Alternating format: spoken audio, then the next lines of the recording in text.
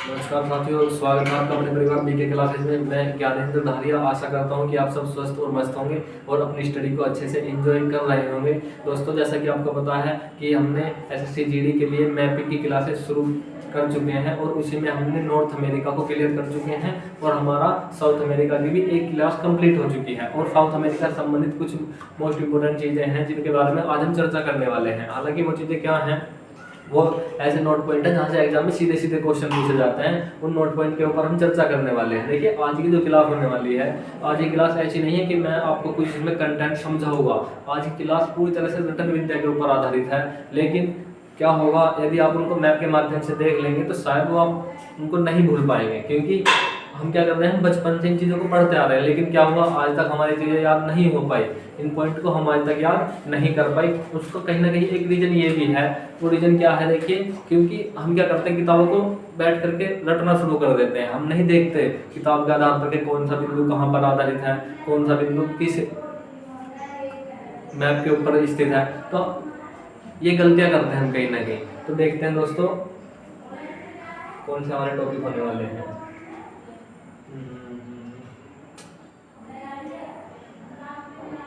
भाई, ये चीज़ें मैं तुम्हें पहले बता चुका हूँ कि मैप में कौन सा देश कहाँ पर स्थित है।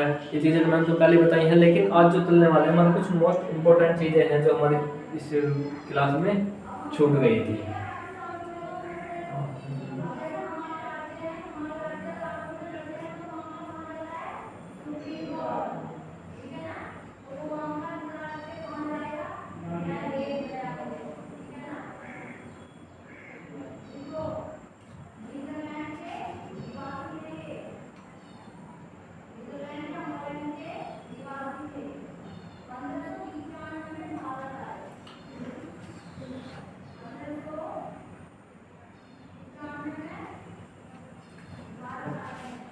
तो देखिए, ये हमारे कुछ नोट पॉइंट हैं जिनके बारे में हम बात करने वाले हैं। सबसे पहले यदि हम बात करें वही, तो मैंने तुम्हें बताया था कि यह कैरिबियन सागर से उत्तर पश्चिम में क्या है।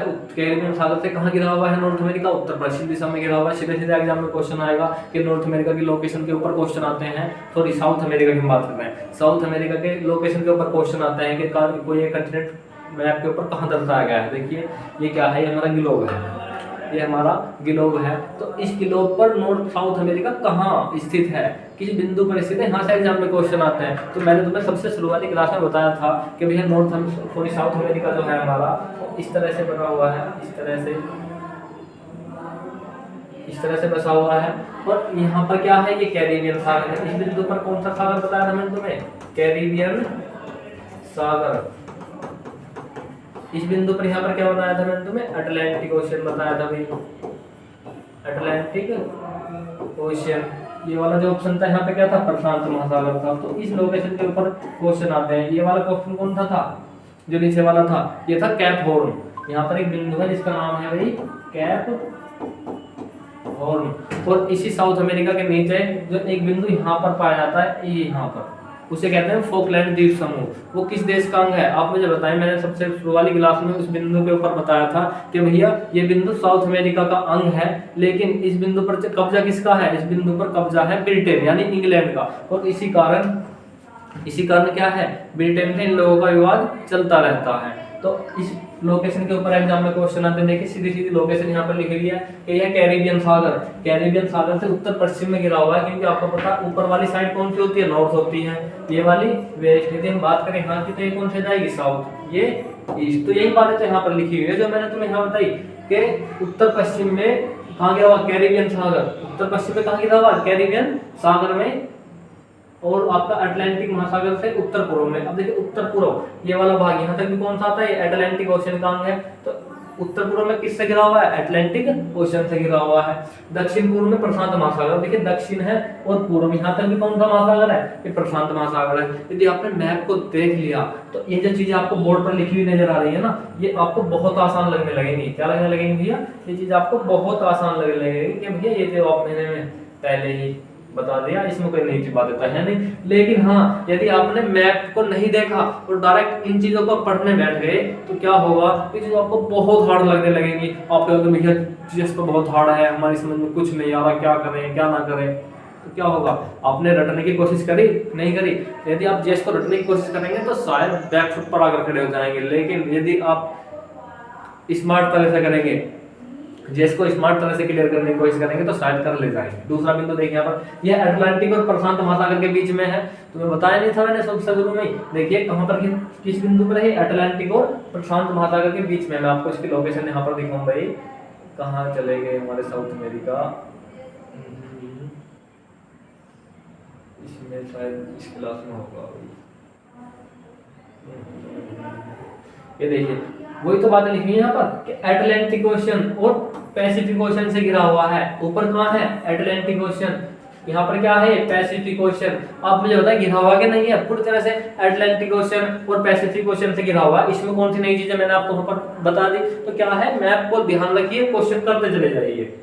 मैप को ध्यान रखना है और पॉइंट को पढ़ते चले जाना है। रटने वाली इसमें कुछ बातें नहीं करनी है। क्या नहीं करनी, रटने वाली कुछ भी बातें नहीं करनी है।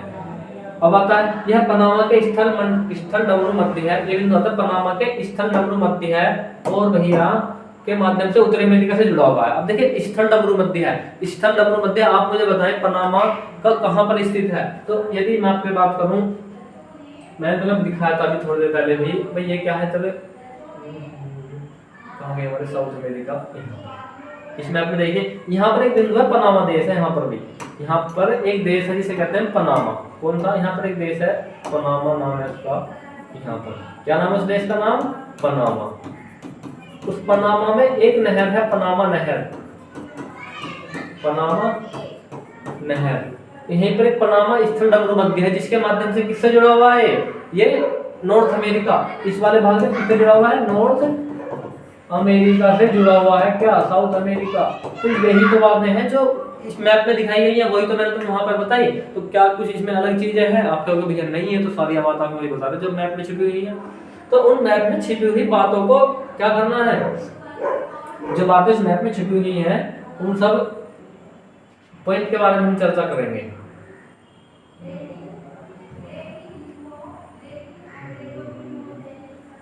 तो होता क्या, यहाँ से सीधे सीधे एग्जाम में क्वेश्चन पूछे जाते हैं। चौथा ऑप्शन कौन सा जाएगा, टिएरा डेल फुएगो द्वीप इस महाद्वीप के चरम में स्थित है और इस द्वीप के सबसे दक्षिणी सिरे को क्या कहते हैं, केप हॉर्न कहा जाता है। अब देखिए क्वेश्चन आएगा कि साउथ अमेरिका का सबसे ऊपरी बिंदु, साउथ अमेरिका का सबसे ऊपरी बिंदु कौन सा जाएगा, टिएरा डेल फ्यूगो द्वीप। टिएरा डेल फ्यूगो द्वीप कहाँ का है, ये सबसे ऊपरी बिंदु है। कहाँ का, सबसे ऊपरी बिंदु, सबसे ऊपरी बिंदु। यदि हम बात करें सबसे दक्षिणी बिंदु की तो कौन सा जाएगा भैया, ये कैप हॉर्न वाला ऑप्शन नहीं है क्या, कैप हॉर्न। ये क्या है, इसका सबसे दक्षिणी बिंदु है, दक्षिणी बिंदु। अब आप कहोगे भैया ये कैप हॉर्न तो हमने पढ़ लिया पहले, लेकिन ये थोड़ा अजीब सा लग रहा है, ये तो हमने आज पढ़ा। मैंने कहा जी बिल्कुल, इसका हमने सबसे पहले जिक्र नहीं करा, लेकिन ये कैप हॉर्न बिंदु जो है इसका तो हम पहले जिक्र कर चुके हैं। तो आप मुझे कमेंट बॉक्स में बताएं, मैंने तुम्हें कैप हॉर्न बताया था जब हम महासागर पढ़ा रहे थे। क्या बताया था, कैप हॉर्न बताया था, और इसकी कुछ खासियत बताई थी कैप हॉर्न बिंदु की। यहाँ पर क्या आते हैं, यहाँ पर बर्फीले और ठंडे तूफान आते हैं। कहाँ पर, कैप हॉर्न में बर्फीले और ठंडे तूफान आते हैं इस कैप हॉर्न में। तो ये क्या थे, कुछ इंपॉर्टेंट नोट पॉइंट थे। अब देखते हैं इनसे अगले जो नोट पॉइंट हैं उनके बारे में देखेंगे भी। देखिए अब आती है हमारी, अब आती है एंडीज माउंटेन रेंज। अब देखिए जो साउथ अमेरिका है, साउथ अमेरिका में एक एंडीज पर्वत के बारे में हमने आपसे जिक्र करा था, बताया था कि इसकी खासियत बताई थी। एंडीज पर्वत की फोल्ड माउंटेन है और यहाँ पर कई प्रकार के ज्वालामुखी पाए जाते हैं, और भी कई खासियत बताई थी। तो क्या है, एंडीज माउंटेन जो है ना, फोल्ड माउंटेन बताया था मैंने तुम्हें किस प्रकार के माउंटेन होते हैं, इस महाद्वीप में स्थित है, जो हिमालय के बाद दुनिया का सबसे ऊंचा पर्वत है। अब देखिए एंडीज पर्वत हिमालय के बाद दुनिया का सबसे ऊंचा पर्वत है। दूसरी बात क्या है इस माउंटेन की, आप मुझे बताएं। जो एंडीज पर्वत है इसकी दूसरी खासियत आप मुझे बताएं, एंडीज पर्वत की दूसरी खासियत क्या है। पहले तो याद आएगा कि ये हिमालय के बाद में सबसे बड़ा पर्वत है। पहले नंबर पे कौन सा ऊंचा आ जाएगा, हिमालय। यदि मैं आपसे बात करूं, देखिए यदि मैं आपसे बात करूं ऊंचाई के आधार पर, ऊंचाई के आधार पर, बेस ऑफ हाइट, यदि मैं हाइट के आधार पर बात करूं तो पहले नंबर पे कौन सा आ जाएगा, हिमालय। दूसरे पे कौन सा जाएगा, दूसरे पे आ जाएगा एंडीज। हिमालय कहाँ का है भैया, एशिया। कहाँ का है हिमालय, एशिया। और ये दूसरा एंडीज पर्वत कहाँ का है, ये साउथ अमेरिका, साउथ अमेरिका। यदि मैं यहीं पर क्वेश्चन बदल कर इसको कर दूं लंबाई के आधार पर, ऊंचाई के स्थान पर क्या कर दूं मैं इसको लंबाई के आधार पर कर दूं, तो ये ऑप्शन चेंज हो जाएंगे। अभी तक हमें पता चला कि हिमालय सबसे ऊंचा पर्वत है, ऊंचाई के आधार पर हिमालय सबसे बड़ा है, लेकिन यदि यहाँ पर लंबाई, सबसे लंबा पर्वत कौन सा है, तो सबसे लंबा पर्वत एंडीज पर्वत श्रृंखला दुनिया की सबसे लंबी पर्वत श्रृंखला है। देखिए कैसी है, दुनिया की सबसे लंबी पर्वत श्रृंखला है। यदि लंबाई के आधार पर बात करें तो नंबर 1 पर एंडीज आ जाएगा, यदि ऊंचाई की बात करें तो नंबर 2 पर आ जाएगा। तो फोल्ड क्या है, इलझाने वाला क्वेश्चन है कि नहीं है, ये क्वेश्चन इलझाने वाला है। यदि आप पीसीएस वगैरह का एग्जाम देंगे तो वहां पर इसी तरह के क्वेश्चन पूछाते हैं, आसान होते हैं यदि आपने थ्योरी को देख लिया। अब देखिए दूसरा बिंदु क्या है, माउंट एकांकागुआ। माउंट एकांकागुआ इस महाद्वीप की सबसे ऊंची चोटी है। अब देखिए माउंट एकांकागुआ इस महाद्वीप की क्या है, सबसे ऊंची चोटी है, माउंट एकांकागुआ। बोलाविया का पठार एंडीज पर्वत श्रृंखला के बीच में स्थित है। अब देखिए बोलाविया का पठार है, बोलाविया आप मुझे बताएं कैसा देश है, बोलाविया आप मुझे बताएं कैसा देश है। बोलाविया देश है एक, बोलाविया का पठार। ये यहाँ बात किसकी हो रही है, इसकी हो रही है बोलाविया के पठार की। तो आप मुझे बताएं एंडीज पर्वत श्रृंखला के बीच स्थित है। आप मुझे बताइए बोलाविया जो देश है, मैंने तुम्हें इसकी कुछ खासियत बताई थी, यदि यहाँ से क्वेश्चन आएगा तो किस प्रकार का आएगा। तो देखिए बोलाविया जो देश है ना, ये एक स्थल अवरुद्ध देश है, स्थल अवरुद्ध देश है भैया। कैसा है ये, स्थल अवरुद्ध।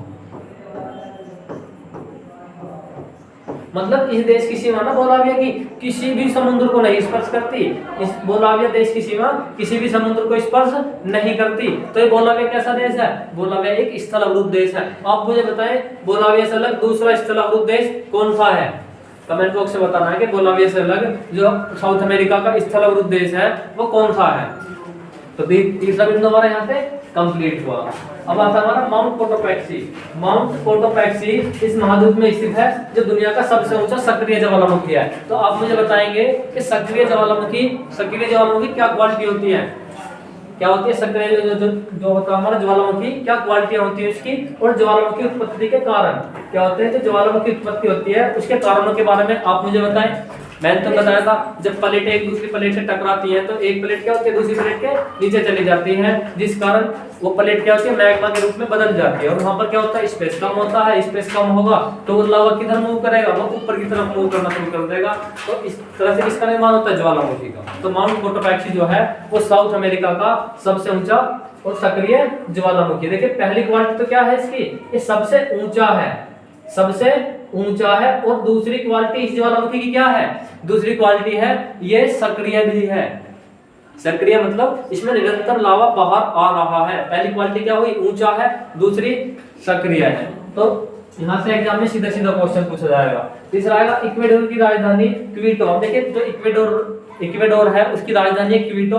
वो क्या है, दुनिया की सबसे ऊंची राजधानी है। इक्वेडोर की राजधानी क्विटो दुनिया की सबसे ऊंची राजधानी है। तो आप मुझे बताएं क्विटो जो इक्वेडोर है वो इक्वेडोर देश के बारे में मैंने एक द्वीप का नाम बताया था, गैलापागोस द्वीप। कौन सा, गैलापागोस द्वीप बताया था। तो आप मुझे बताएं इस गैलापागोस द्वीप किस देश में स्थित है और इस गैलापागोस द्वीप की क्या क्वालिटी है। तो बताएं ये गैलापागोस द्वीप जो है इसकी क्या क्वालिटियां हैं। तो आप कहोगे भैया आपने बताया था कि यहाँ पर ठंडी और गर्म जलधाराएं आकर मिलती हैं और जहाँ पर इस तरह के जलवायु परिस्थितियों का निर्माण होता है वहां पर मछलियों के लिए काफी लाभदायक मानी जाती है, इस प्रकार की परिस्थिति होती है। अब ये गैलापागोस द्वीप में सभी परिस्थितियां पाई जा रही हैं तो इसका मतलब यहाँ पर मछलियों का अधिक मात्रा में उत्पादन होगा। जब अधिक मात्रा में उत्पादन होगा तो क्या होगा, ये इसकी आर्थिक स्थिति को मजबूत करेगा। तो इस पर किसकी नजर गई थी, इस गैलापागोस द्वीप पर गई थी चाइना की नजर, जो इक्वेडोर और चाइना के मध्य क्या बना था, एक संघर्ष का कारण बना था। तो कहां पर स्थित है गैलापागोस, ये इक्वेडोर का एक द्वीप है। किस महासागर में स्थित है, दूसरा क्वेश्चन आएगा। तो आप क्या कहोगे भैया आपने हमें बताया कि पैसिफिक ओशियन में स्थित है, ये पैसिफिक ओशियन में स्थित था। तो हमारा ये बिंदु क्या हुआ, कंप्लीट हुआ। यहाँ से कम से कम इस लाइन से 5 से 6 क्वेश्चन निकल कर आ जाएंगे यदि आप सही मायने में देख ले। अब आता है हमारा इक्वेडोर की राजधानी कौन। इस महाद्वीप का ईस्टर्न द्वीप एक अलग थलग पोलिनेशियन द्वीप है जो अपने रहस्यमय इतिहास के लिए जाना जाता है। अब देखिए ईस्टर्न द्वीप है इस महाद्वीप का, इस महाद्वीप का क्या है? ईस्टर द्वीप है, जो अपने रहस्यमय इतिहास और विशाल मूर्तियों के लिए जाना जाता है। यहाँ पर क्या है ना, विशाल तरह की मूर्तियां पाई जाती हैं और कई अलग अलग प्रकार की मनुष्य की, जानवर की, इस तरह की मूर्तियां पाई जाती हैं, जो क्या है अभी भी एक रहस्यमय कारण बना हुआ है। तो कहां पर स्थित है ये? साउथ अमेरिका में स्थित है। अब आता है ब्राजील। ब्राजील दक्षिण अमेरिका का सबसे बड़ा देश है। तो ब्राजील दक्षिण अमेरिका का क्या है भैया? ये सबसे बड़ा देश है। मैंने तो बताया था, आप मुझे बताएं भैया, जो मैं आपसे यहीं पर पूछने लगूं कि जो साउथ अमेरिका है, साउथ अमेरिका के देश आप मुझे बताएं उत्तर से दक्षिण के क्रम में। पहला क्वेश्चन हो जाएगा, साउथ अमेरिका के देशों की सूची लगाइए दक्षिण से उत्तर की दिशा में। तो इस तरह से एग्जाम में क्वेश्चन आते हैं। आप मुझे बताएं साउथ अमेरिका के कौन कौन से देश हैं, बताएं। तो पहला कौन सा जाएगा? पहला आ जाएगा अर्जेंटीना। दूसरा, तो इनको याद करने की ट्रिक मैंने तुम्हें क्या बताई थी? 1 2 3 4 5 6 7 8 9 10, कुल मिलाकर टोटल कितने देश थे? ये कुल मिलाकर टोटल 14 देश थे। देखिए 14 देश थे। ये क्या होने चाहिए? आपको याद होने चाहिए, जैसे अर्जेंटीना, चिली, इक्वेडोर। तो ये सभी देश आपको क्या होने चाहिए? उंगलियों पर याद होने चाहिए। आपको किसी भी, मैं आपको किसी भी एक पैसिफिक जगह का नाम दूं तो क्या होना चाहिए? वो आपको तुरंत उस जगह का नाम जाना चाहिए कि भाई ये इस पैसिफिक ओशन, सॉरी उस ओशन में स्थित है, उस महाद्वीप में स्थित है। यदि आपको इतना पता है देश के बारे में तो फिर भी आपको काफी नॉलेज है। लेकिन ये कब होगी? जब आपने मैप को देख लिया तब होगी। यदि आप क्या कर रहे हैं, यदि आप किताब में नई नई चीजों को रटने का प्रयास करेंगे तो शायद नहीं कर पाएंगे, जैसा मैं पहले बता चुका हूँ।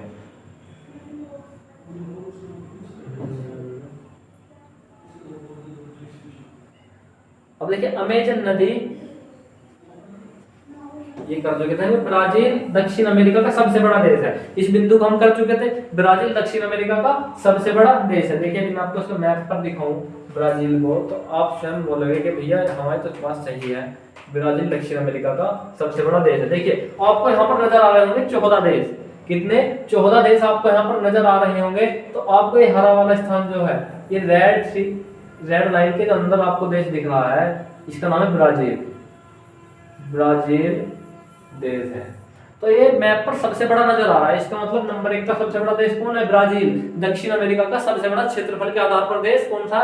ब्राजील है। और इस ब्राजील की क्या क्वालिटी है? यहाँ पर कहवा, कॉफी, मक्का, इन चीजों का भर भर के उत्पादन होता है। क्योंकि ये वाली जो बेल्ट है ना, ये वाली बेल्ट ब्राजील के पास की, ब्राजील, बोलाविया, पराग्वे, यहाँ पर क्या होते हैं? मैदान पाए जाते हैं कृषि के लिए। और यहाँ पर कृषि के लिए मैदान पाए जाते हैं, कई तरह की नदियां बहती हैं। और जहाँ पर नदियां होगी, अधिक वर्षा होगी, वहां पर क्या होती है? कृषि भी अच्छी होती है। तो यहाँ पर क्या होती है? कॉफी अधिक मात्रा में पाई जाती है। कॉफी और कहवा। क्या समझे ब्राजील के बारे में? तो ब्राजील दक्षिण अमेरिका का सबसे बड़ा देश है, जैसे कि मैप पे भी दर्शाया जा रहा है। अब कहाँ से दिए हम? देखिए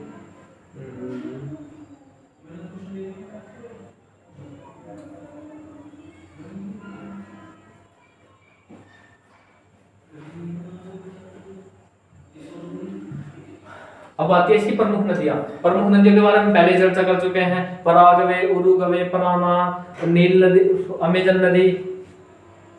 और कौन सी आ जाएगी भैया? South Francisco river. आप मुझे बताएं ये जो साउथ फ्रांसिस्को रिवर है ये किस देश की स्थित है? जैसे कि मैंने तुम्हें बताया था, ये पूरी तरह से ब्राजील में बहने वाली नदी है। साउथ फ्रांसिस्को रिवर पूरी तरह से ब्राजील में बहने वाली नदी है। और इस साउथ फ्रांसिस्को रिवर की एक खास बात और है, इसको क्या कहते हैं? एकता की देवी कहते हैं। एकता का प्रतीक कहें या देवी। साउथ फ्रांसिस्को रिवर को, ये कहाँ बहती है? ये दक्षिण अमेरिका के ब्राजील में बहती है। कहाँ बहती है? दक्षिण अमेरिका के ब्राजील में। क्या क्वालिटी है इसकी? साउथ अमेरिका के ब्राजील में बहती है। क्या क्वालिटी है इसकी? इसको एकता का प्रतीक कहते हैं। पूरी तरह से ब्राजील में बहने वाली एकमात्र नदी है अमेजन नदी। अमेजन नदी का मैंने तो बताया था कि इसका आयतन बहुत बड़ा है, मतलब यहाँ पर जल की मात्रा बहुत ज्यादा है, काफी ज्यादा जल की मात्रा है। तो जल की मात्रा अधिक होगी तो इसका क्या होगा? लंबाई में देखिए थोड़ी छोटी है ये, लंबाई में तो नील नदी के मुकाबले थोड़ी छोटी है, लेकिन जिसका जल का क्षेत्र है वो काफी बड़ा है। इस नदी में पाए जाते हैं, इस नदी के आसपास पाए जाते हैं कई तरह के जीव पाए जाते हैं, जिसमें क्या है?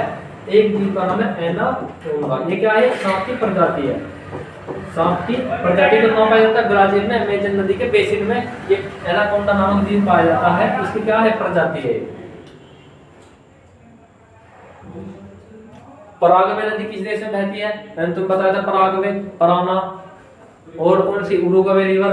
तो ये इन चीजों के बारे में पहले ही चर्चा कर चुके हैं। अब देखिए बात हमारा, अमेजन नदी दुनिया की सबसे बड़ी और दूसरी सबसे लंबी नदी है। ये एंडीज श्रृंखला से निकलते हुए ब्राजील से गुजरने के बाद अटलांटिक ओशन में गिर जाती है। तो अमेजन नदी के बारे में पहले चर्चा कर चुके हैं। कहाँ गिरती है ये? आप लोगों को भी अटलांटिक ओशन में गिरती है। तो इससे कई तरह के क्वेश्चन आएंगे। पहला क्वेश्चन क्या आएगा अमेजन नदी से? यदि पहला क्वेश्चन अमेजन नदी से आएगा, पहला क्वेश्चन आएगा किस कॉन्टिनेंट में बहती है? तो कहाँ बहती है? साउथ अमेरिका में बहती है। तो पहला क्वेश्चन तो यहाँ से निकल कर आएगा। दूसरा आएगा किस पर्वत श्रृंखला से निकलती है? दूसरा क्वेश्चन क्या आएगा? किस पर्वत श्रृंखला से निकलती है? आप कहोगे भैया एंडीज पर्वत श्रृंखला से निकलती है। तो पहली बात तो ये हुई।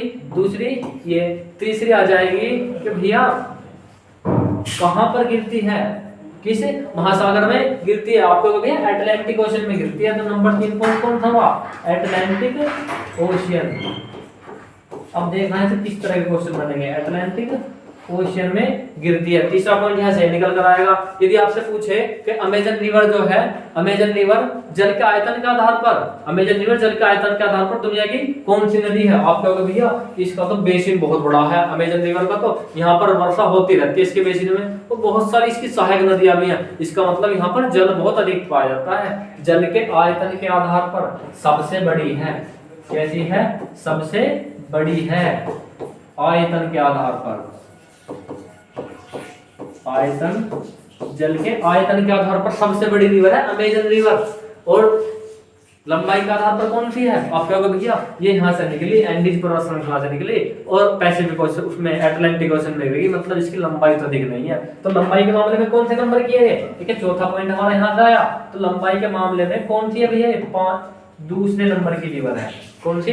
दूसरी बड़ी रिवर है लंबाई के मामले में। तो 5 पॉइंट यहाँ से आया। तो इस अमेजन रिवर के कितने पॉइंट बने? अमेजन रिवर से कितने पॉइंट बने? 4 से 5 पॉइंट यहीं से बन गए। यदि आपने क्या किया, थ्योरी के आधार से मैप पर अमेजन रिवर को देख लिया, तो क्या करेंगे आप क्वेश्चन कर ले जाएंगे। अन्यथा बैठ कर बैठते रहना कि जल का आयतन का आधार पर बड़ी है या उसका आयतन का आधार पर बड़ी है, एग्जाम में जाकर सब भूल जाएंगे। वहां पर जाकर क्या होगा, मिक्स चीजें मिक्स हो जाएंगी और क्या करेंगे आप क्वेश्चन को नहीं कर पाएंगे। अब देखिए जो बात मैंने तुम्हें बताई थी वही यहाँ पर निकल कर आई। देखिए अमेजन बेसिन में पाए जाने वाले, अमेजन का जो बेसिन होता है ना, बेसिन, आप क्या कभी आप बेसिन बेसिन बता रहे हो, आपने हमें ये नहीं बताया कि बेसिन है क्या है। बेसिन बेसिन को बार बार रिपीट कर दो। तो देखिए मैं आपको यहीं पर दिखाऊं कि बेसिन क्या होता है। सबसे पहले आप लिख लीजिए अपनी हेडिंग में, क्योंकि शायद जब मैं वर्ल्ड ज्योग्राफी बता रहा था तो मैं इसे बताना भूल गया था। देखिए होता बेसिन क्या होता है, ये बेसिन। और ये जो बेसिन होता है ना, सीधी सी बात है, आप ये देखें तो ये भैया नदी जा रही है इस तरह से, मतलब ये क्या है आप इस तरह से देखिए, ये क्या है भाई, ये पहाड़ है भाई। बेसिन के लिए चर्चा करूँ आपसे, पहाड़ है, यहाँ पर बादल वगैरह है, इन पहाड़ों में ही क्या है, ये बादल वगैरह है यहाँ पर। अब यहाँ से वर्षा बरसनी शुरू हुई इस तरह से गिरी, वर्षा गिरेगी। वर्षा गिरने के बाद इन पहाड़ों की जलधारा कई रूपों में बढ़ जाएगी। क्या रूप में बढ़ जाएगी इन पहाड़ों की जलधारा? देखिए क्या बोलूंगा आपको, यहाँ पर कई तरह से बढ़ जाएगी। इस तरह से देखिए, थोड़ी सी इधर को चली गई एक जलधारा, थोड़ा पानी इधर को आया, इधर को चली गई, एक इधर को चली गई, थोड़ा सा जल इधर को आ गया, इसके बेसिन को आगे इधर को चली गई, एक नदी इधर से आ रही है भैया। अब ये जो इतनी सारी नदी हैं, ये कहीं ना कहीं तो जाकर मिलेंगी। क्या करेंगी? कहीं ना कहीं जाकर मिलेंगी। अब जब ये यहाँ से चलना शुरू हुई, इस तरह से आकर इस नदी में मिल गई, यहाँ से आई ये इसमें मिल गई, थोड़ी सी आगे इसमें मिल गई, ये नदी आई भैया, ये बन गई अमेजन। कोई सी भी रिवर मान लो, जब आपको अमेजन नहीं मानना आप गंगा मान सकते हैं इसको, कोई सी रिवर मान सकते हैं, इसको माने नदी। अब ये छोटी छोटी जलधारा है, क्या है? जल धारा। ये भी सब क्या है? जल धारा है भैया। ये क्या है? ये भी एक जल धारा है। अब ये जो नदी है हमारा सब्जेक्ट, ये नदी ने क्या करा, पानी जो है, ये वाला पानी जो है इस बेसिन से प्राप्त करा ना क्या, तो इस नदी ने जिस क्षेत्र से अपना पानी की पूर्ति की उसे क्या कहते हैं, नदी का बेसिन क्षेत्र कहते हैं। तो नदी ने क्या करा, जिस क्षेत्र से या जिन जलधाराओं से पानी की पूर्ति की उन्हें क्या कहते हैं, उसे नदी का बेसिन कहते हैं। तो आपको लग रहा होगा भैया बार बार बेसिन बेसिन बताना है, लेकिन हमें तो यही नहीं पता कि बेसिन है क्या। अब ये बहुत छठी या सातवीं क्लास की चीजें हैं बेसिन, लेकिन वहां पर ध्यान नहीं दिया, वहां पर ध्यान नहीं दिया तो कैसे होगा भाई, समझाना तो पड़ेगा। अब देखिए बेसिन आपकी समझ में आया, क्योंकि डाउट क्लियर जरूरी है होना। अब मैं तुम बता रहा यहीं पर कि अमेजन बेसिन में पाए जाने वाला, अब देखिए अमेजन बेसिन होता है अमेजन नदी का, आपने जो बताया वहां पर पाए जाते हैं अजगर। अजगर की भी कई तरह की किस्म पाई जाती है, लेकिन उसमें सबसे विख्यात, उसमें सबसे प्रमुख कौन सी है भैया, सबसे फेमस कहें यदि तो अजगर की एक किस्म है। कौन सी, अजगर की एक किस्म है जिसे कहते हैं हम एनाकोंडा। ये किस्म कहाँ पाई जाती है, ये किस्म अमेजन नदी के बेसिन में पाई जाती है। अभी मैं आप चीज को आपको क्लियर करा के दिखाऊंगा, देखना। अब आप देखना भाई क्लियर कैसे होता है। इस चीज को थोड़ा सा बंद कर दीजिए 2 मिनट के लिए, केवल 2 मिनट के लिए इसको बंद करना। अब सबसे पहले देखना भाई, ये है हमारा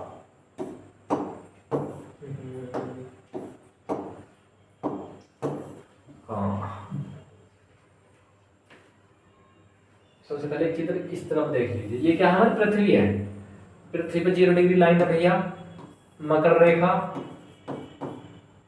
कर्क रेखा, इसे कहेंगे भूमध्य है। 23 सही 1/2 झुकी हुई है भैया अपने अक्षांश पे वाली, 23 सही 1/2, 23 सही 1/2, ये भी झुकी हुई है। आपको भैया ये चीज तो हमने तुम्हें पहली क्लास में बता दी, दोबारा क्यों तुम्हें मैं इन चीजों को समझाने के लिए लिया यहाँ पर, मैं वो भी समझाने के लिए ले आएगा, लेकिन कुछ चीजें हैं जो बीच बीच में बतानी पड़ती है। अब ये हमारा सूर्य देवता जी, यहाँ पे भगवान जी सूर्य जी।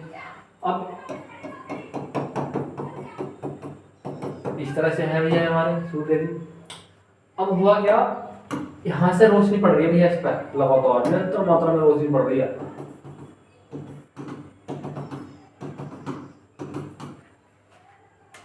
पड़ रही कि नहीं पड़ रही है, इस जो मकर रेखा से कर्क रेखा के बीच में लंबवत रोशनी पड़ती है अधिकांश। तो आप मुझे बताएं, यहाँ पर रोशनी अधिक पड़ेगी, रोशनी अधिक पड़ेगी जब सूर्य का प्रकाश क्या होगा, अधिक होगा, सूर्य का प्रकाश अधिक होगा। मैं आपसे पूछूं, इसका साइन है अधिक का, ये ऊपर को जो साइन होता है ना इसका मतलब होता है अधिक। जब सूर्य का प्रकाश अधिक होगा तो आप मुझे बताएं, जल वाष्प, प्रकाश अधिक हुआ तो जल वाष्प कैसे उठेगी, ऊपर उठनी शुरू हो जाएगी।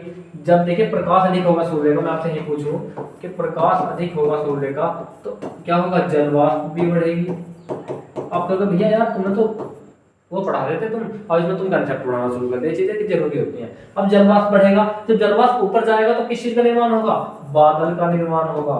जब बादल का निर्माण होगा, बादलों की मात्रा बढ़ेगी तो जहां पर बादल होंगे वहां पर क्या होगा, वहां वर्षा होगी।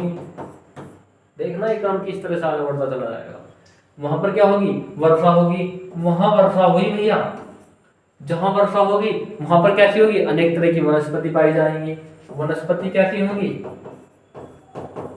वनस्पति पेड़ पौधे। अभी देखो बहुत लंबा क्रम चलने वाला है। पेड़ पौधे होंगे, अधिक मात्रा में होंगे। जब वनस्पति होगी, पेड़ पौधे होंगे, उन पेड़ पौधों को खाने के लिए अनेक जीव जंतु होंगे। देखिए ये क्रम इधर से घूमकर इधर आ गया, फिर दोबारा से ये यहाँ पर ये इस तरह से। अब देखना भाई क्या होंगे, अनेक जीव जंतु होंगे, उन पेड़ पौधों को खाने के लिए क्या होंगे, अनेक जीव जंतु होंगे। कैसे होंगे अनेक जीव जंतु, अधिक मात्रा में होंगे। और जब अधिक अनेक जीव जंतु होंगे तो उन जीव जंतुओं को खाने के लिए कैसी होंगी, द्वितीय प्रकार की प्रजातियां होंगी, जैसे सांप, मेंढक, मछली, इस तरह के जीव पाए जाएंगे। तो क्या होंगे, तो वो क्षेत्र क्या कहलाएगा, वो क्षेत्र कहलाएगा हॉटस्पॉट। तो अमेजन नदी के बेसिन में अनेक प्रकार के जीव जंतु होने का कारण क्या है, सूर्य के प्रकाश का लंबवत पड़ना, और भी कई सारी परिस्थितियां हैं। क्या है भैया, और भी कई सारी परिस्थितियां हैं। अब देखना वही रीजन है भैया, वही रीजन है इस तरह की प्रजातियां पाए जाने का। आप कहोगे भैया हमारे यहाँ नहीं पाई जाती, गंगा नदी के बेसिन में नहीं पाई जाती। आप कहेंगे भैया तो 12 महीने बारिश नहीं पड़ती, यहाँ पर अधिक समय तक बारिश नहीं पड़ती। अब देखिए एनाकोंडा साउथ अमेरिका में ही क्यों पाया जाता है, ये मेरा लॉजिक है, कोई किताब में ऐसा नहीं लिखा हुआ, मैं आपको याद करने के लिए बता रहा हूँ केवल। कभी आप सोचने लगे भैया कि तुमने तो ये क्या बता दिया, चलिए इसमें देख लीजिए। ये क्या हमारा भैया साउथ अमेरिका, अबे साउथ अमेरिका वाला पार्ट है भाई, जूम नहीं हो रहा यार, साउथ अमेरिका वाला पार्ट है। अब ये जो साउथ अमेरिका वाला पार्ट है दरअसल ये है कहाँ पर भी, ये साउथ अमेरिका वाला पार्ट है, ये है कहाँ पर, ये क्या हमारी पृथ्वी है, थोड़ा ऐसा साइन हो गया, ये हमारी भैया पृथ्वी है। 0 डिग्री लाइन है, कर्क रेखा, मकर रेखा, ये क्या था इधर नॉर्थ अमेरिका वगैरह था, ये थोड़ा इधर को है अटके इस तरह से। ये क्या है हमारा साउथ अमेरिका, थोड़ा मैं आपको कलर चेंज करके दिखाऊंगा, ये आपका याद मैं तुम्हें वही बता रहा दोबारा से। ये वाला जो पार्ट है ये साउथ अमेरिका वगैरह इस तरह से। अब ये देखिए ये 0 डिग्री लाइन पर भी तो इसका कुछ भाग है नहीं है, तो ये वाला जो भाग है ना यहाँ से इस तरह से जाते 0 डिग्री लाइन, और 0 डिग्री लाइन में यहाँ से जा दिया, यहाँ से 0 डिग्री लाइन जा दिया है। कैसे होगी, यहाँ पर अधिक वर्षा होगी 0 डिग्री लाइन के पास में, पहले तुमने कॉन्सेप्ट पढ़ा है। अधिक वर्षा होगी, अधिक वर्षा होगी मतलब अधिक प्रकाश पड़ेगा, अधिक प्रकाश पड़ेगा तो अधिक वर्षा होगी, अधिक वर्षा होगी तो फिर क्या होगा, अधिक वनस्पति होगी, अधिक वनस्पति होगी अनेक जीव पाए जाएंगे, अनेक जीव पाए जाएंगे तो क्या होगा, अनेक तरह की किस्में पाई जाएंगी, सांप, शेर, चीता, तेंदुआ, ये सब चीजें क्या पाई जाएंगी, अनेक तरह की किस्में पाई जाती हैं। अब आप क्या वगैरह भैया सांप, चीता, तेंदुआ तो यहीं पे पाए जाना है, इसमें कौन सी नई बात है भैया, वहाँ पे कुछ अलग तरह के पाए जाते हैं। क्या पाए जाते हैं, जैसे सांप होते हैं, सांप की कई तरह की क्वालिटी होती है, उसी तरह से शेर की भी कई प्रजातियां होती हैं, अफ्रीकन शेर, इंडियन शेर, इस तरह होती हैं, और चीता, तेंदुआ की भी कई तरह की प्रजाति होती है, तो सभी प्रजातियां ज्यादातर यहाँ पाई जाती हैं। तो ये चीजें मैंने आपको बताने वाला था। अब ये अमेजन नदी जाती है, जैसे मैंने तो बताया था, यहाँ से निकल के यहाँ गिर जाती है। अब यहाँ पर प्रकाश अधिक पड़ेगा, अनेक नदियाँ हैं तो जल की आपूर्ति अच्छी है, जल की आपूर्ति अच्छी है तो वनस्पति अच्छी है, वनस्पति अच्छी है तो खाने वाले जीव जंतु देखें, जीव जंतु देखें तो क्या है, एनाकोंडा वगैरह जीव यहाँ पाए जाते हैं। बस यही बातें थी, आप लोगों को ये छोटी सी बात को बताने के लिए इतनी बड़ी बात बताने की क्या जरूरत थी। मैंने कहा देखिए बेशक बातें छोटी सी थी, लेकिन आपने उसके माध्यम से कई चीज़ों को देख लिया कि नहीं देख लिया, आप लोग हाँ भैया ये चीज़ें तो शायद ही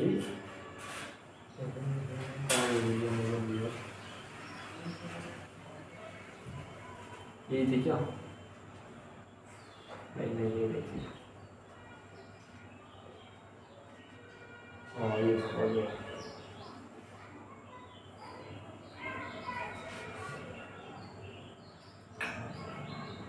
अब देखिए मैं इन चीज़ों का आंसर क्यों लेकर आया इस तरह से, क्योंकि बार बार क्या होता है मुझे लिखना पड़ता है, क्या पड़ता है लिखना पड़ता है, लिखने में काफ़ी समय लग जाता है, बहुत लंबी क्लास हो जाती है, और क्या होता है आप भी लगातार लिखते रहते हैं, तो लिखना तो हालांकि अभी भी आपको है, लेकिन फिर भी क्या है कम समय में अधिक कंटेंट क्लियर हो जाएगा। हाँ ये 10 से 12 मीटर लंबी होती है, इस पॉइंट पढ़ते हैं हम, 10 से 12 मीटर क्या होते हैं प्रजातियां लंबी हो जाती हैं, ये वाली बात है। अब आता है प्रमुख झीलें, लेक टिटिकाका झील, कुंकुंचका झील, ये क्या है बुरी मानव निर्मित झील है, मराकायो लेक है, और वालेंसिया झील। प्रमुख झीलें कौन सी हैं, अब मैं आपको इन चीजों कुछ क्वालिटी बताऊंगा जो आपको क्या बतानी है, ये कुछ क्वालिटी है। अब लेक टिटिकाका झील है ना सबसे ऊंची झील है, और सबसे ऊंची भी मीठे पानी की झील है। कौन सी, लेक टिटिकाका, लेक टिटिकाका झील है, बोलाविया और पेरू की कहां पर सीमा पर स्थित है। कौन सी भैया, लेक टिटिकाका, कहां पर स्थित, बोलाविया और पेरू की सीमा पर स्थित है। इसकी क्या क्वालिटी है, लेक टिटिकाका झील है, मीठे पानी की झील है। पहली जो आ जाएगी मीठे पानी की झील है, पहली क्वालिटी। दूसरी क्वालिटी क्या जाएगी, साउथ अमेरिका की झील है, 2% 2 क्वालिटी ले रहे हैं। तीसरी क्या जाएगी, सबसे ऊंची है, मीठे पानी की है।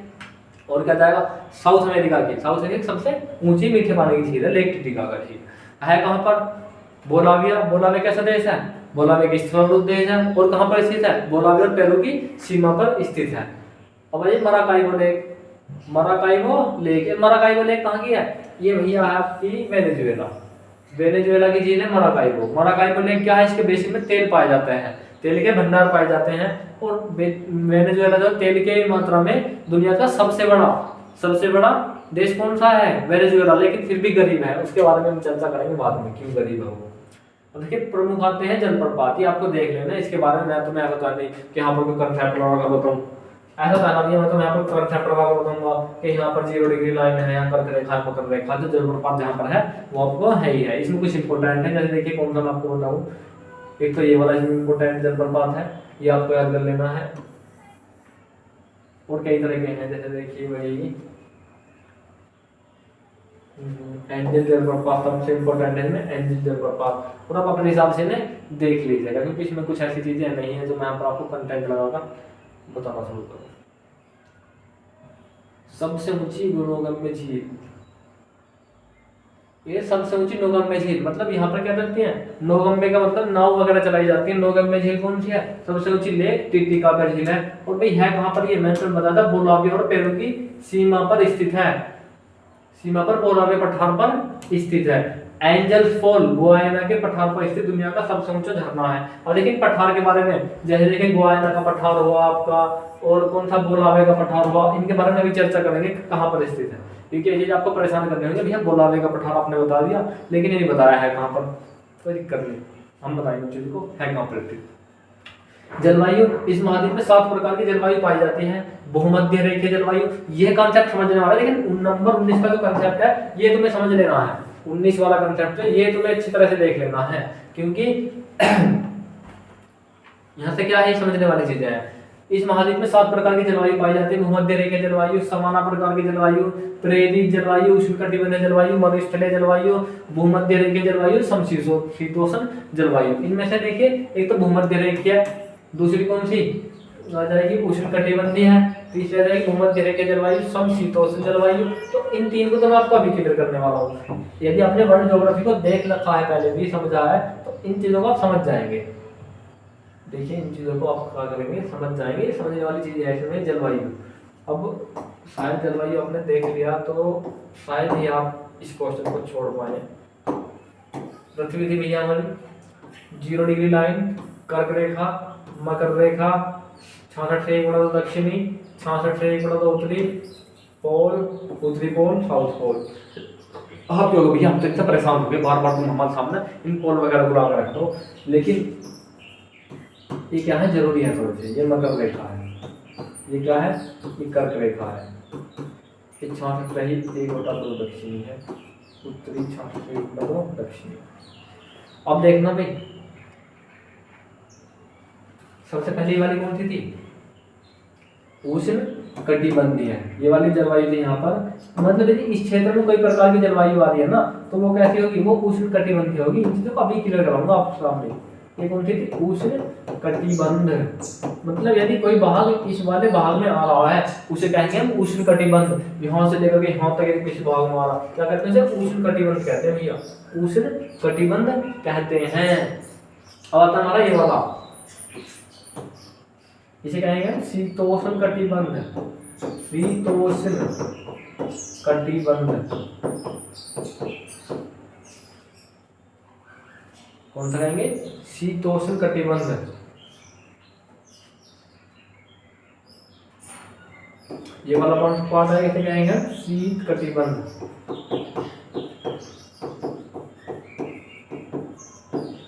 शीत, शीतोष्ण आ जाएगा धीरे भी, ये कौन सा जाएगा? शीत कटिबंध।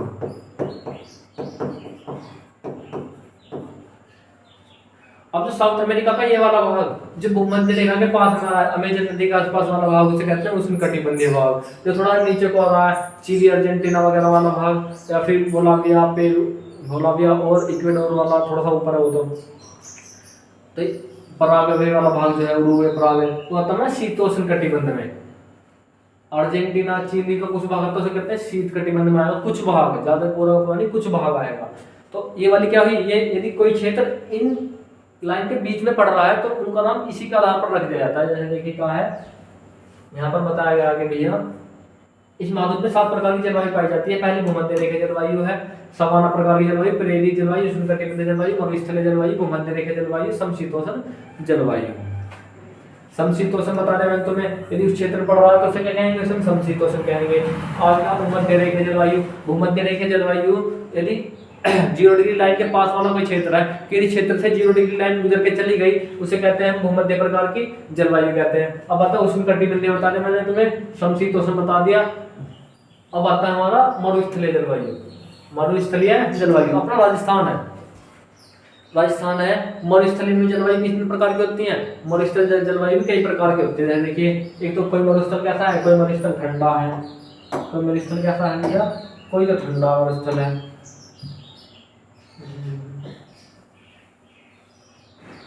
कोई मरुस्थल कैसा है, गर्म है।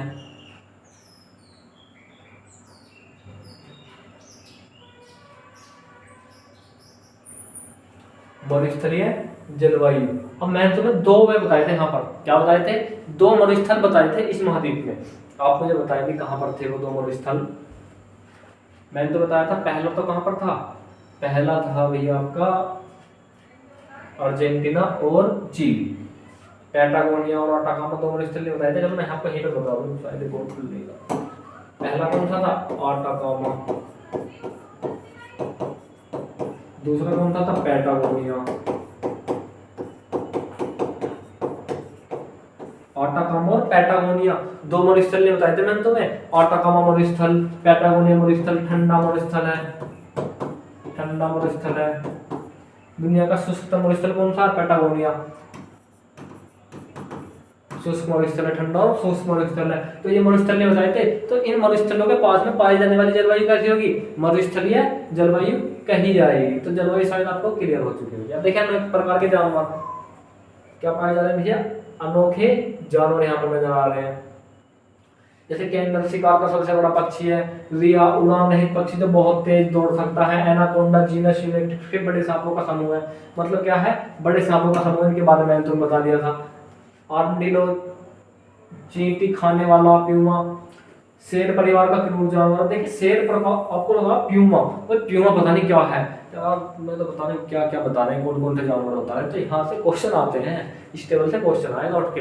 यदि थोड़ा डीपली करके क्वेश्चन पूछ लेना तो इस टेबल से क्वेश्चन आने की संभावना होती है। अब देखिए है क्या, एनाकोंडा के बारे में बता दिया, सांपों का एक बड़ा समूह है। इस तरह से पूछ लेगा कि एनाकोंडा क्या है, आपसे क्वेश्चन पूछ लेगा एनाकोंडा क्या है। एनाकोंडा एक सांपों का समूह है, एनाकोंडा एक क्या है, दूधधारी जानवर है। इस तरह से पूछ लेगा, या कोई मतलब थोड़ा चेंज करके पूछ लेगा। तो आपको क्या पता होना चाहिए कि एक सांपों का जीनस यूक्टेस के बड़े सांपों का समूह है। चींटी के बारे में पूछ लेगा। अब आता है आपका प्यूमा। प्यूमा के बारे में आपसे पूछेगा कि प्यूमा क्या है, कि जो हमारा अंडरलाइन करके देगा इस तरह से कि क्वेश्चन में दिया गया अंडरलाइन, क्वेश्चन में दिया गया अंडरलाइन जीव के बारे में विचार कीजिए। वो ऑप्शन आएगा कि धरती पर रहने वाला एक प्रकार का सांप है, धरती पर चलने वाला एक प्रकार का दूधधारी समूह का जानवर है प्यूमा। तीसरा ऑप्शन आ जाएगा शेर परिवार का क्रूर जानवर है। चौथा आ जाएगा घास खाने वाला जानवर है। क्या है प्यूमा, शेर परिवार का एक क्रूर जानवर है। कहाँ पाया जाता है, साउथ अमेरिका में। साउथ अमेरिका में कहाँ पाया जाता है, अमेजन नदी के बेसिन में। और आता है लामा, ऊंट परिवार का जानवर। अब ये लामा पूछ लेगा, लामा क्या है, ऊंट, लामा क्या है, ऊंट परिवार का एक जानवर है। जलवायु परिस्थिति के आधार पर चेंज हो जाती है, तो इनके बारे में आपको पता होना चाहिए। हालांकि यदि जो चीजें मैं आपको बताऊं ये शायद ही आपने पहली बार देखी होंगी, आप कहोगे भैया पता नहीं क्या क्या बता दिया हमें, तो लामा प्यूमा इनके बारे में तो पता होना चाहिए। यदि आपने ज्योग्राफी पढ़ी है तो इन क्वेश्चन के बारे में आपको पता होना जरूरी है, क्योंकि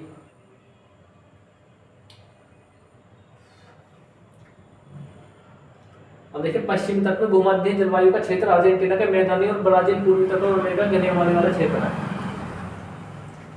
पश्चिम तट में भूमध्य रेखा जलवायु क्षेत्र अर्जेंटीना के मैदानी क्षेत्र और ब्राजील के पूर्वी तट अमेरिका के घने हिमालय वाले क्षेत्र है। इसमें तो विद्रोह क्या है नहीं, जो आबादी अधिक है वहाँ अधिक है ही है, क्योंकि यहाँ पर क्या है रहने लायक जलवायु है, तो यहाँ पर इसलिए अधिक जलवायु जनसंख्या पाई जाती है। जातीय समूह और भाषा, ये जातीय समूह है और इनकी भाषा है। कोई प्रकार के जातीय समूह है, जैसे जनजातीय समूह कौन सी पाई जाती है अपने भारत में, कई प्रकार की जनजातियां पाई जाती है कि नहीं पाई जाती है।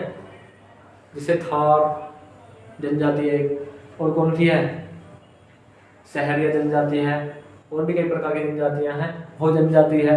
तो यहाँ भी कई प्रकार की क्या पाई जाती है, जनजाति पाई जाती है। देखिए नॉर्थ अमेरिका, यदि हम नॉर्थ अमेरिका की बात करें तो नॉर्थ अमेरिका में कौन सी जनजाति थी, नॉर्थ अमेरिका में थी रेड इंडियन।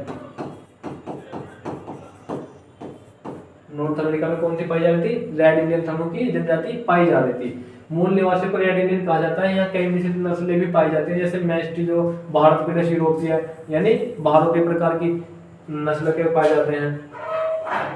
काला पेलस यूरोपीय है, जम्बो काला पेलस भारतीय है। तो ये क्या है कि जनजातियां, यहाँ से क्वेश्चन आते हैं एग्जाम में। देखिए इसमें कुछ लॉजिक ऐसा है नहीं, तो मैं यहाँ पर आपको बताऊँ। यहाँ पर कई प्रकार के अलग अलग प्रकार के समय के जोन पाए जाते हैं, समय क्षेत्र है। अब ये वाला पॉइंट आता है सबसे लास्ट वाला और इम्पोर्टेंट, लेटिन अमेरिका, मध्य अमेरिका और मैक्सिको। लेटिन अमेरिका, मध्य अमेरिका और मैक्सिको, वेस्ट इंडीज को मिलाकर लेटिन अमेरिका कहा जाता है। एग्जाम में सीधा सीधा क्वेश्चन आएगा, किसी एक स्पेसिफिक देश का नाम देकर के क्वेश्चन पूछ लेगा। जैसे मैं आपसे कहने लगूँ कनाडा, यहाँ पर आ जाएगा कनाडा, दूसरा आ जाएगा मैक्सिको, तीसरा क्या आ जाएगा, तीसरा आ जाएगा पनामा, चौथा कौन सा जाएगा, चौथा आ जाएगा ब्राजील।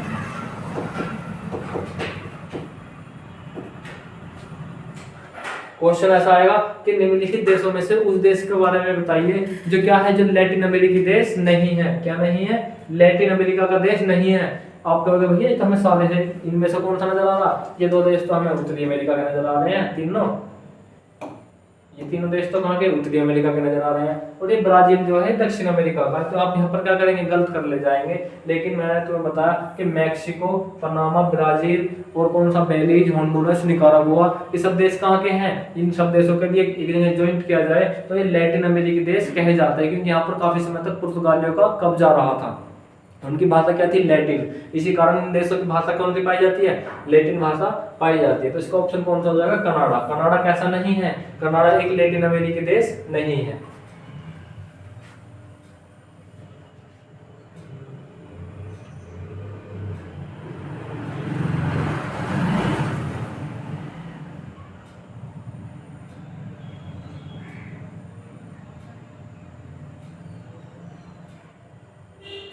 अब आता है इक्वेडोर का गैलापागोस द्वीप जो है, यहाँ पर कई प्रकार के कछुए और कई प्रकार की मछली पाई जाती है। ये मैं तुम्हें बता रहा सबसे शुरू में कि यहाँ पर जो गैलापागोस द्वीप है ये इक्वेडोर का एक द्वीप है। यहाँ पर ठंडी और गर्म जलधाराएं आकर के मिलती हैं और कई प्रकार की परिस्थितियां पाई जाती हैं, क्योंकि 0 डिग्री लाइन के पास भी है तो रहने लायक वातावरण पाया जाता है। जब वातावरण अच्छा पाया जाएगा तो यहाँ पर क्या होती है, अनेक प्रकार की मछलियों की प्रजातियां पाई जाती हैं, कछुओं की प्रजातियां पाई जाती हैं। तो क्या है, ये आर्थिक दृष्टि से काफी इंपोर्टेंट द्वीप है गैलापागोस। किस देश का है, इक्वेडोर का है। अब आता है हमारा प्रमुख खाद्यान्न फसलें कौन सी है, मक्का और गेहूं। मक्का और गेहूं कैसी है भैया, प्रमुख खाद्यान्न फसलें हैं। कहाँ पाई जाती हैं ये, पंपास मैदान है यहाँ के, उन मैदानों में क्या पाई जाती हैं, मक्का और गेहूं प्रकार की फसलें पाई जाती हैं। आप कहोगे भैया मैदान बताया आपने, मैदान होते किस प्रकार के हैं। तो मैंने तो बताया था कि मैदान का मतलब केवल उससे नहीं है कि वहां पर क्या हो, केवल घास ही हो, हम उन्हें ही मैदान नहीं कहते। मैदान का मतलब है कि उन ऐसी भूमि जहां पर किसी भी तरह की यदि फसल उग रही है तो उसे कहते हैं मैदान कहते हैं। जैसे देखिए हमारे यहाँ पर होता यानी गन्ना होता है, गन्ना, चना, मक्का, ज्वार, जौ, किसी भी प्रकार की यदि फसल उग रही है भूमि पर तो हम उसे कैसे कहेंगे, हम उसे मैदान कहेंगे। मैदान का मतलब केवल घास से ही नहीं होता। दूसरा आता है आपका प्रमुख नकदी फसलें कौन सी हैं, कॉफी है। प्रमुख नकदी फसलें कॉफी है, इनके बारे में हम बाद में चर्चा करेंगे। बिजनेस वाली फसल कौन सी है, नकदी फसल कौन सी है और खाद्य फसल, खाद्यान्न फसल कौन सी है। तो यहाँ पर है प्रमुख नकदी फसल कौन सी है, कॉफी है। प्रमुख उत्पादक देश कौन सा है, ब्राजील।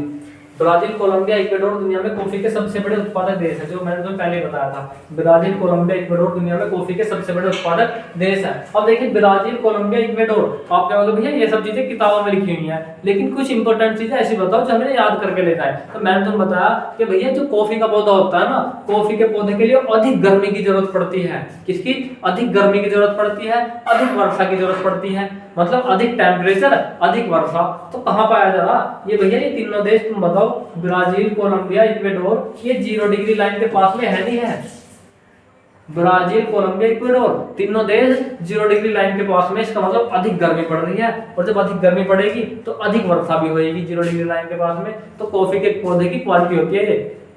इसी कारण क्या पाया जाता है, ब्राजील, कोलंबिया, इक्वाडोर में कॉफी अधिक मात्रा में उत्पादन पाया जाता है, क्योंकि कुछ भी चीजें इसमें रटने वाली है नहीं। दक्षिण अमेरिका के पंपास क्षेत्र में अत्यधिक पौष्टिक अल्फास घास पाई जाती है। अब दक्षिण अमेरिका में कौन सी पाई जा रही थी, पंपास मैदान। दक्षिण अमेरिका कौन थे तो भैया, पंपास मैदान थे। क्योंकि इन चीजों को हम साथ के साथ क्लियर करते चल रहे हैं, मैदान वगैरह, नदी। दक्षिण अमेरिका कौन से हैं, पंपास मैदान। मैं आपसे यहीं पे पूछने लगूं, नॉर्थ अमेरिका कौन सा भैया, नॉर्थ अमेरिका। नॉर्थ अमेरिका के मैदान के बारे में आपने जो बताया, नॉर्थ अमेरिका के जो मैदान थे घास के, वो कौन से वाले थे, तो नॉर्थ अमेरिका के मैदान थे भैया प्रेरी। प्रेरी, नॉर्थ अमेरिका के जो मैदान थे वो कौन थे तो भाई, प्रेरी थे। और पूछो इधर, कौन से तो भैया नॉर्थ अमेरिका के मैदान, प्रेरीज। बहुत ही स्पेस है इधर, कोई दिक्कत नहीं।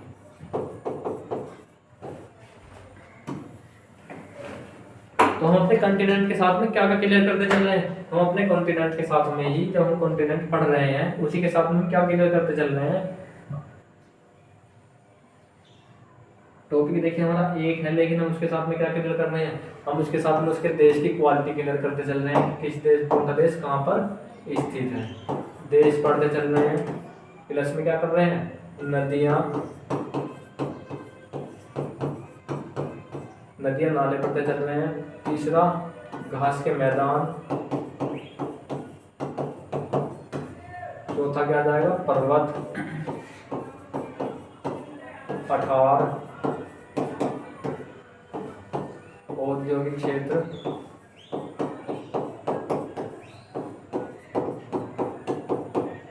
फसलें,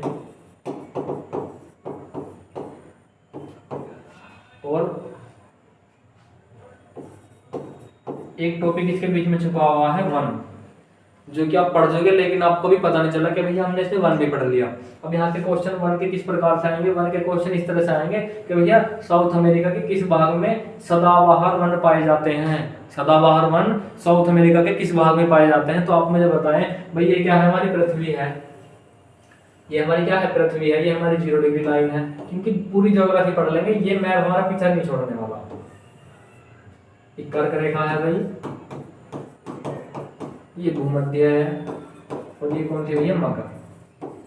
तो आप मुझे बताएं, इस 0 डिग्री जो हमारा मैप है, इस मैप में अधिक वर्षा किस स्थान पर होगी। तो आप कहोगे भैया अधिक वर्षा तो वहां पर होगी जहां पर टेम्परेचर भी अधिक होगा। तो जब ये हमारा सूरज की किरणें यहाँ से पड़ना शुरू होती है, इस तरह से क्या होंगी, सूरज की किरणें इस तरह से पड़ना शुरू होंगी, यहाँ पर लगातार पढ़नी है, जैसे कि पहली क्लास में मैंने क्लियर कर चुके हैं।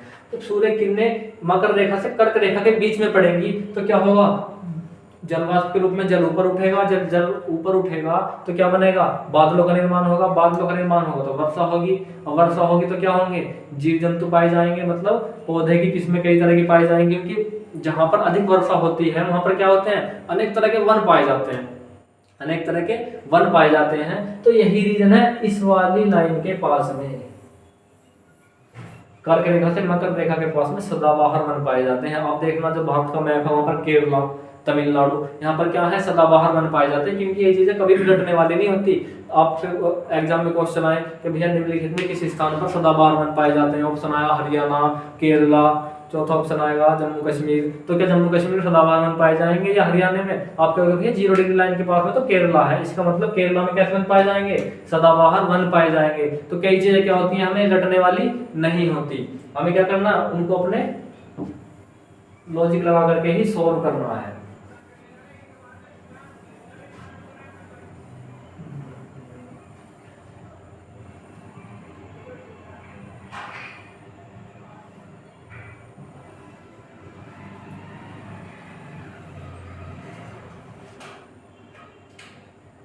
तो दोस्तों ये क्या थी हमारी आज साउथ अमेरिका की क्लास थी। इससे संबंधित कुछ नोट पॉइंट थे इंपॉर्टेंट, जो एग्जाम में सीधे सीधे पूछे जाते हैं और यहाँ से भर भर के क्वेश्चन इन नोट पॉइंट्स आते हैं। आप देखना है कि साउथ अमेरिका, आपको देखना क्या है आज, आपको देखना साउथ अमेरिका से यदि क्वेश्चन आए होंगे किसी एग्जाम में, तो ये 27 पॉइंट मैंने तुम्हें बताए हैं, साउथ अमेरिका के 27 पॉइंट बताए हैं, और इनमें से ज्यादातर कोई भी पॉइंट ऐसा नहीं है जो मैंने तुम्हें ये बताया कि आप बैठकर याद कर लीजिए, हर चीज का एक लॉजिक बताया है। तो इन 27 पॉइंट से ही एग्जाम में 90% क्वेश्चन देखने के लिए मिल जाएंगे।